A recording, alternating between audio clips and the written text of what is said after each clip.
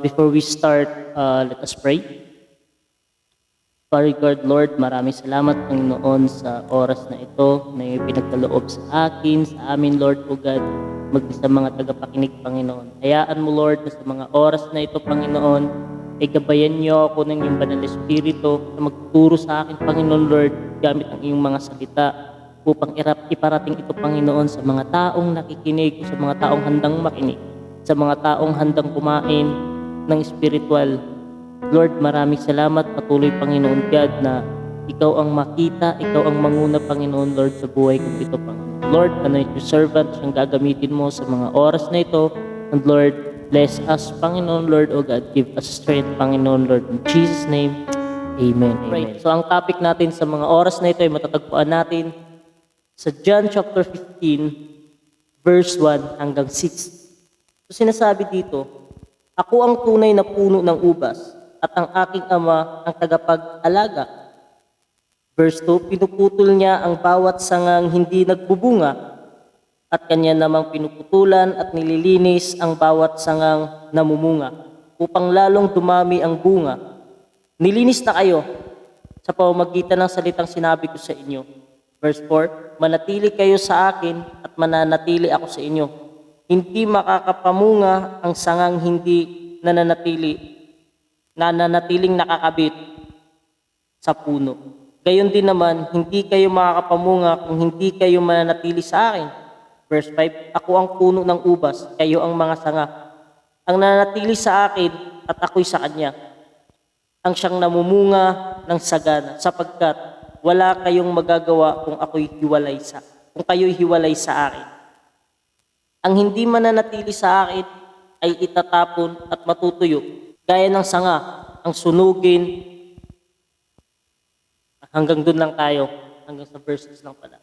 So, kung makikita natin dito, sa storya na to, about sa puno ng igot, ubas pala, ayun. So, kung titignan natin, mga kapatid, masasaksihan natin dito na ang isang tao, kapag wala si Kristo sa kanyang buhay, we are nothing, or we can do nothing, sabi sa NIV translation doon, no? Kung wala tayo kay Kristo, wala tayong magagawa. Okay? So isang malaking bagay sa buhay natin na tayo ay mananatili sa piling ng ating Panginoong Hesus. Kung saan, pinatunayan niya na ng maraming beses, di ba? Na kapag ang isang tao ay nananatili sa kanya, ay talagang makikita ang bunga. Okay? So dito pumapasok, mga kapatid, yung tinatawag nating discipleship, no? So hindi lang dapat tayo tagapunta lang ng church, hindi lang dapat tayo present nga tayo every Sunday, pero 'di ba? Wala naman tayong nagagawa doon talaga sa vineyard ng Lord, or doon talaga sa ubasan mismo ng Panginoon. 'Di ba? Kung mababasa din natin sa Bible, sabi nga doon, 'di ba? Hinog na ang ubasan, pero kulang ang mang-aani. So maybe it is a time, mga kapatid, upang tumayo tayo, magtrabaho tayo sa ubasan ng Panginoon, magtrabaho tayo sa vineyard ng Lord, na kung saan naman, mga kapatid, yung ginagawa natin ay hindi naman mawawalan ng kabuluhan. Okay? So our topic for today, it's all about bearing of fruit. Okay?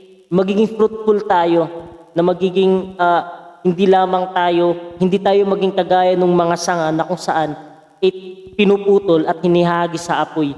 So dapat tayo yung mga sanga na kung saan nililinis pa ng Lord upang mas lalo tayong magbunga, upang mas marami pa tayo, upang mas dumami pa tayo. Okay? So pumapasok dito yung salitang discipleship. Alright, sabi dito, ito yung storya na kung saan kausap ni Jesus Christ yung kanyang mga disipulo. At sinasabi niya nga itong mga katagang ito sa kanyang mga disipulo. Titignan natin, sinabi dito, ako ang tunay na puno ng ubas, at ang aking ama ang tagapag-alaga. So, yun, kagaya dito sa nabanggit, yung isang ubasan, o yung sa bukirin, sa mga may experience, sa mga probinsyano na meron silang mga bukirin, di ba? So, makaka-relate kayo dito, guys, kasi dun sa bukirin natin, especially ako, galing din ako, probinsyano din ako. So, makikita natin dun, mga kapatid, na kailangan mong alagaan yung vineyard. Kailangan lagi mong linisin vineyard or yung ubasan. Doon sa amin, dati, nung nag-aaral pa lang ako, every Saturday and Sunday, sinasama kami ng tatay namin sa bukid para magtabas ng mga damo, nililinis namin kasi ang isang tanim, guys, na hindi nalilinisan o yung isang tanim na napapalibutan ng maraming damo, hindi yung nagbubunga or minsan yung iba pa is namamatay. 'Di ba? So kailangan talaga naka-maintain, nililinis para kung nagbunga man siya ng isa ngayon, pag nalinis siya, mas magbubunga pa siya ng marami. So yun yung kagaya ng nasasabi dito sa topic natin. Sinasabi pa dito, pinuputol niya ang bawat sangang hindi nagbubunga. Same din, guys. Ang isang puno kasi pag hindi nagbubunga, pinuputulan yan. At tinatanggal yung mga walang bunga. Okay? And then yun, sinusunog namin, pagkatapos namin putulin, pag natuyo na siya, saan namin susunogin. So kung mapapansin natin dito, guys, sinasabi dito ni Jesus Christ na yung kanyang Father, siya yung naglilinis sa atin. O siya yung nagmi-maintain. Okay? So kung si Jesus Christ yung puno, okay, tayo naman yung mga sanga, no? So ang isang puno kasi, kailangan niya ng sanga para magbunga. 'Di ba? So same din sa buhay natin bilang mga Kristiyano. Tayo bilang mga sanga ni Kristo na dapat laging nakakabit sa Kanya para mas magkaroon tayo ng bunga. Okay? Kasi kung ano yung naa-absorb ng puno, yun din yung naa-absorb ng sanga. So it means, kailangan talaga nating nakakonect lagi. Hindi tayo pwedeng humiwalay. Okay? Kasi pag once ang isang Kristiyano humiwalay kay Kristo, ibig sabihin nun, patay ka na naman. Spiritually. Di ba? So kaya nirenew na tayo ni Christ, eh. Di ba? Galing na tayo dun, eh. So nung dumating si Christ, napako sa krus, namatay sa krus ng Kalbaryo, na-renew tayo. Okay? So nabuhay ulit yung pagkapatay natin spiritual. Kasi nagkaroon tayo ng chance or dahilan. Binigyan tayo ng God ng dahilan para maging buhay ulit. Okay? And then sabi pa dito, sa verse 2, at kanya namang pinuputulan at nililinis ang bawat sangang namumunga, kagaya ng nabanggit ko kanina, di ba? Na ang isang damo, isang pananim, kapag napalibutan ng maraming damo, ay kailangang linisin yun para mas tumubo, lumaki, mas magbunga pa siya. So ganun din sa buhay natin. At ito yung maganda, guys. Sabi niya dito, sa verse 3, nilinis na kayo sa pamamagitan ng salitang sinabi ko sa inyo. So guys, tayo bilang mga Kristiyano, bilang mga alagad or disciple ni Kristo na nabanggit dito, ay tayo nga ay nalinis na. So ibig sabihin nun, pag nalinis ka na, lilinisin ka pa ng lilinisin ng Lord. Ano ba yung lilinisin sa atin ng Lord? Yung mga flaws natin. Kung ano yung mga dapat alisin pa ng Lord sa atin. Kung ano yung mga bagay na hindi nakaka-glorify sa Lord. Kung ano yung mga bagay na ayaw pa ng Lord sa atin. Okay? Babaguhin niya yun. Uunti-unti niyang alisin sa yun. Yun yung sinasabi dito, nalilinisin niya tayo. Diba? So yun yung pinakamaganda, guys, kasi while we are walking God, diba? Unti-unti din tayong nililinis, eh. So unti-unting nawawala yung sabihin na natin pagiging masungit natin, pagiging suplado-suplada natin, or yung as in chine-change tayo ng Lord from glory to glory. Okay? Excuse me. So ganun kasarap mamuhay kasama si Kristo. Lagi niyong tatandaan, ang buhay natin, nakasalalay na tayo ngayon kay Kristo. Okay? Hindi na pwedeng pag nagdesisyon tayo, okay na yun. Kailangan mag-consult na tayo sa Lord. Kasi may tinuturing na tayong master. Okay? Meron na tayong God. Okay? Parang tayo bilang mga anak, pag aalis tayo, kung ikaw isang anak na may respeto sa mga magulang mo, once na aalis ka ng bahay, nagpapaalam ka, tama? Hindi yung magulat ka na lang, bigla ka nang hinanap ng mga magulang mo. So ganun din sa buhay natin bilang Kristiyano. Kung ano yung mga bagay na gusto natin gawin, kung ano yung mga bagay na meron tayo, ikukonsult natin lagi sa Lord yun. Lord, gusto kong gawin to. Lord, gusto kong ganito. Okay? Kasi in that way, natuturuan tayo ng Lord. Eh. In that way, mas na-appreciate tayo ng Lord. Mas, si Gila mo. Diba? Kasi nagsasubmit tayo sa Lord. Eh. Pinapakita natin sa Lord na, God, ikaw yung God namin, ikaw yung God ko. So dapat alam mo kung ano yung gagawin ko. Do kahit alam naman na ng Lord, kasi He is all-knowing God. Pero ang kasarapan lang kasi dun is yung, alam mo yun, natuto ka sa sarili mo na mag-submit. Natuto ka sa sarili mo na ikaw mismo magsabi sa Kanya na, uy Lord, ito alis muna ako, may gagawin ako Lord, ganito yung gagawin ko Lord. Gabayan mo ako. Masarap kasi ang buhay na umaalis ka o lumalakad ka, nakasama ang Lord. Okay? So yun yung ibig sabihin mga kapatid, na nililinis tayo ng Lord. Unti-unti niya tayong nililinis kung ano man yung mga flaws na meron tayo. And then pagdating ng panahon, di ba? Banal na tayo, magiging glorified body na tayo. Okay? So yung mga flaws natin habang nabubuhay tayo, unti-unting alisin ng Lord yan. Okay? So hindi ko naman sinasabi pagpatay ka na, di ba? Kasi totoo naman kasi pagpatay ka na, wala na, di ba? Wala nang chance. So at sabi dito sa verse 4, manatili kayo sa akin at mananatili ako sa inyo. Ayun ang pinakamasarap na marinig. Na sinabi ni Jesus Christ, kung mananatili ka sa akin, mananatili ako sa inyo. Di ba ang sarap pakinggan nun? Minsan kasi sa buhay natin, tayo na lang talaga yung humihiwalay sa Lord eh. Tayo yung umaayaw sa Lord eh. Tayo yung tumatalikod sa God. Di ba? Though ang Lord laging nandyan, inaantay ka lang niya. Di ba? Hindi ka pinipilit ng Lord kasi ang gusto ng Lord magkaroon ka ng kusa ng loob. Kasi once kasi na pag minahal mo yung isang tao, magkukusa ka. Tama? Same din sa buhay natin mga kapatid na if you love God, di ba? Kung talagang mahal mo si Lord, di ba? Gawin mo isang bagay para sa Kanya. Do it all for the glory of God, di ba? Kung ano man yung ginagawa mo, gawin natin para sa kapurihan ng Diyos. Okay? So, etong mga katagang to, mga kapatid, sinasabi dito ni God, na kapag nakakapit ka sa Kanya, kakapit din siya sa'yo.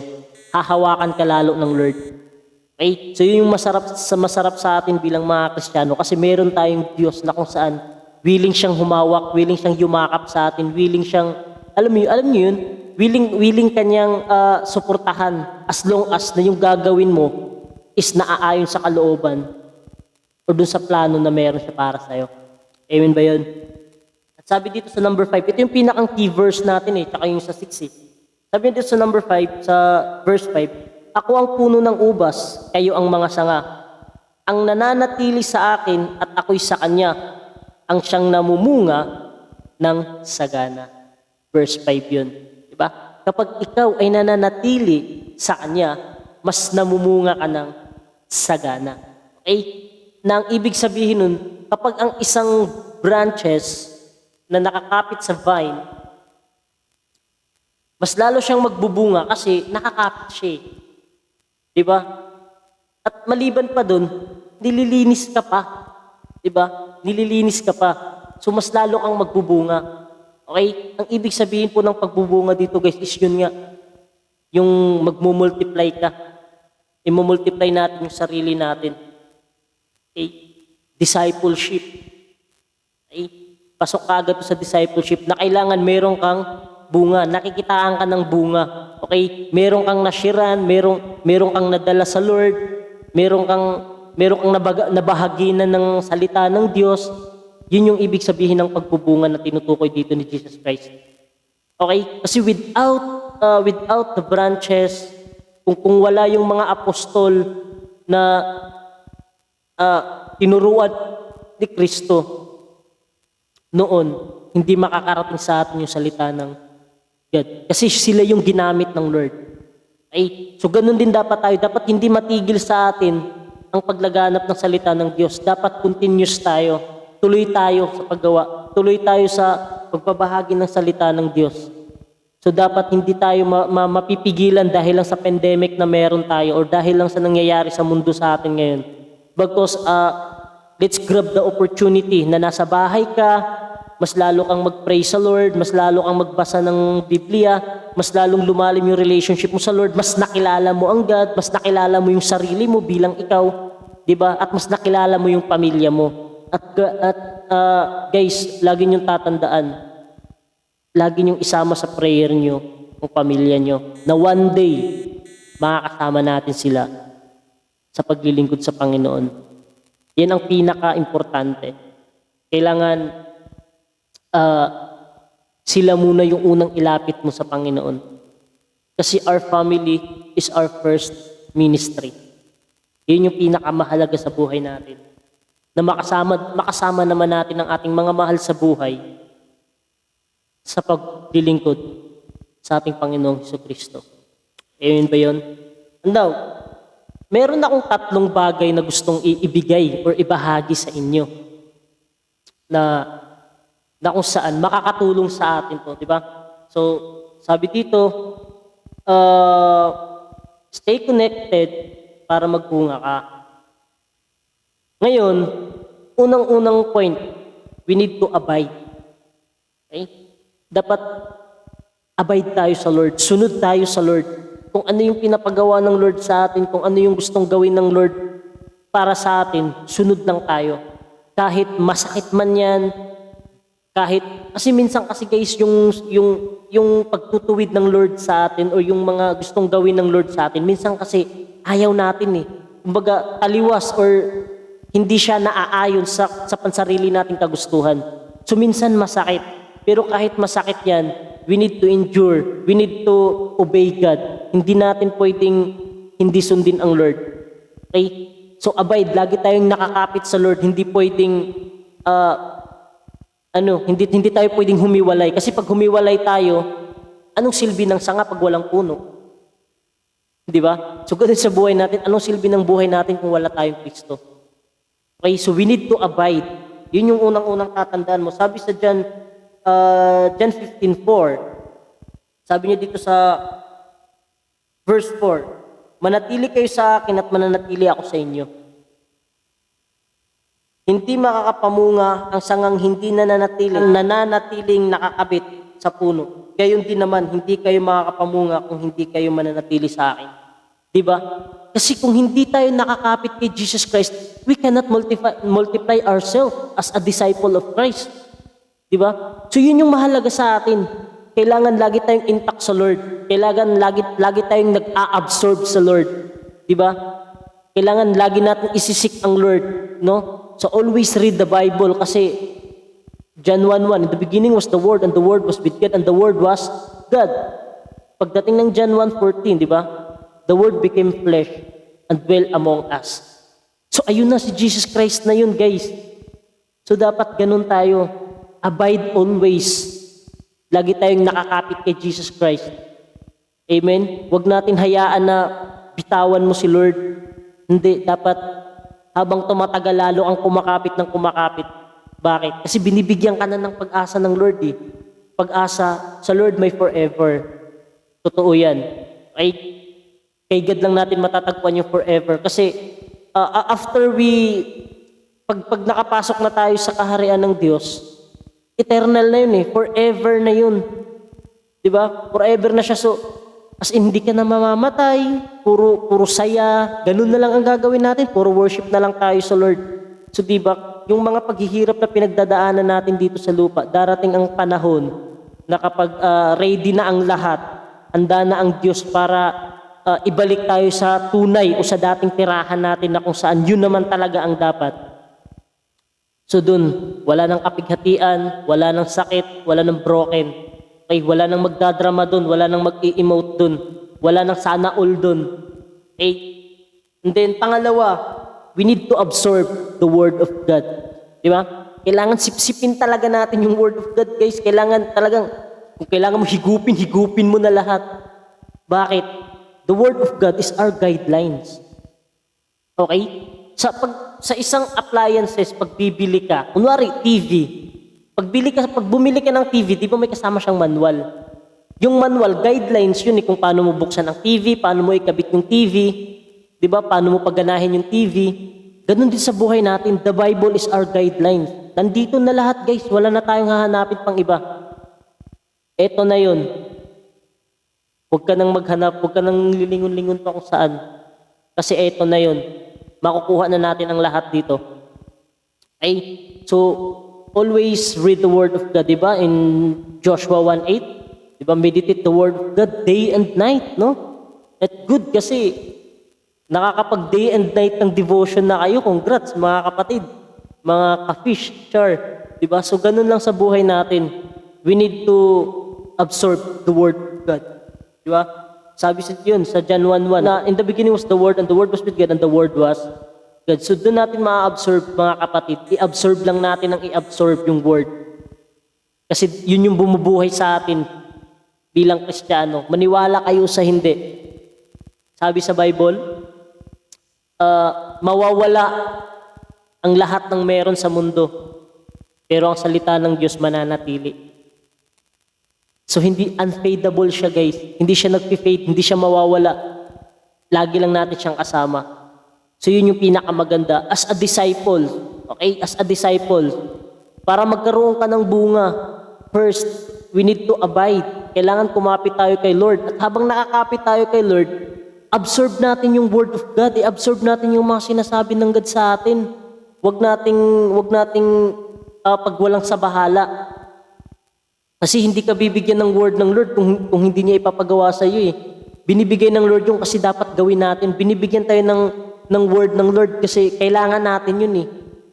To guide us. Para gabayan tayo. Sorry. Nagbe-burp ako ah. Okay. Pangatlo. Yun. Makakapagbunga ka na. You have a fruit. Makakapagbunga ka na. After you abide, and then after you absorb, then you have a fruit. Magkakabunga ka kapatid. Pagka itong tatlong to, ginawa natin, for sure, dadami at dadami ang bunga natin. Okay? Mas dadami pa tayo. Hindi lang mga kabataan, kundi mapabata, matanda, may ngipin o wala, char. Diba? As in lahat. Kasi wala namang pinipili ang salvation eh. Hindi naman pangkabataan lang yan, kundi para sa lahat. Diba? So mas mag-grow pa tayo. So isa yan mga kapatid. Yung dalawa, pag nagawa mo yun, abide, kumapit ka sa Lord, tapos absorb, no? I-absorb mo yung Word of God, then you have a fruit. Magkakaroon ka ng mga bunga. At yung magiging bunga mo ay mga matataba pa, na kung saan kapag inihagis ulit sa iba, magiging puno at nagkakaroon ulit ng sanga at magbubunga ulit. Okay? So ganun lang yung routine. Yung bunga mo, magbubunga ulit yan. Kaya guys, trust God. Ang Diyos kailanman ay hindi ka pababayaan as long as na naka-abide ka sa Kanya. As long as na nakakapit ka sa Kanya. Pangako niya yun eh. Yung sinabi niya na, kung mananatili kayo sa akin, mananatili din ako sa inyo. That's a promise. Diba? Minsan, umaabot sa buhay natin, masyado na tayong madrama. Minsan, nasasabi na, totoo bang may Diyos? Diba? Ang dami na nating dinaldal, diba? Pero guys, malalaman naman natin eh. Kasi lahat ng pinagdadaan, proven. Diba? Prinove na ng Lord na yung lahat ng pinagdaanan natin hindi masasayang. Okay? Our labor in the Lord is not in vain. Okay? So, for the conclusion guys, the reason why we need to stay connected to the vine is to bear fruit. Totoo naman, di ba? Ang dahilan naman talaga kung bakit kailangan nakakapit tayo sa puno, kasi tayo yung magbubunga. The reason kung bakit nakadikit tayo sa puno, kasi sa atin lumalabas yung bunga. Diba? Kasi si puno magpo-provide ng branches. So tayo na yun, provide na tayo ni Jesus Christ eh. O ito si Francis, branches po na to. So dapat si Francis as a branches, kailangan magkaroon ka ng bunga. Diba? So ganun yung routine ng buhay natin bilang Kristiyano. Na yan yung dapat wag nating kalimutan o kaligtaan sa buhay natin. Ang magkaroon tayo ng bunga. Amen ba yun? So guys, hanggang dito na lang. So tandaan natin yun. Abide in the first place. Absorb the Word of God. Then lastly, magkakaroon tayo ng bunga. Magkakabunga tayo. Amen ba yun? So, let's pray. Father God, Lord, maraming salamat ulit, Panginoon, sa mga oras na ito na yung pinagkaloob sa buhay namin, Panginoon. Hayaan mo, Lord, O God, na kami bilang mga branches mo, Lord, O God, ay magkaroon ng bunga, na magkaroon kami ng maraming bunga, Lord, na kung saan, Panginoon, ay ikalulugod ito ng vine dresser, Lord, ng tagapangalaga, sapagkat, Lord, pagkatapos niyang paghirapan ang lahat, Lord, bilang magsasaka, napapawi yung paghihirap na yun sa oras na nakikita niya yung kanyang tinanim ay nagbubunga o yung kanyang mga pinagpaguran ay nagbunga. Lord, same as sa buhay namin, matutuwa ka, matutuwa ang vine dresser, matutuwa si Father mo, Lord, kung nakikitaan kami ng maraming bunga. And Lord, without you, we can do nothing. So Lord, mas pinili naming mananatili sa inyo, mas pinili naming kumapit sa inyo, Lord. God, thank you. Maraming salamat, Lord. Even, Lord, O God, this pandemic, Lord, O God, ay, Panginoon, mananatili kaming magbubunga. We use this situation, Lord, O God, to get more fruit. Lord, hayaan mo nga, Panginoon, na ikaw, Lord, at ang iyong banal na Espiritu ang siyang magbigay sa amin ng kalakasan, siyang magbigay sa amin, Panginoon, ng wisdom and knowledge, Lord. God, we thank you, we love you, Lord. Pinupuri ka namin, sinasamba namin ng dakila mong pangalan. Sa pangalan mo lamang na si Jesucristo. Amen. What's up, mga ka-fish? Thank you. God bless.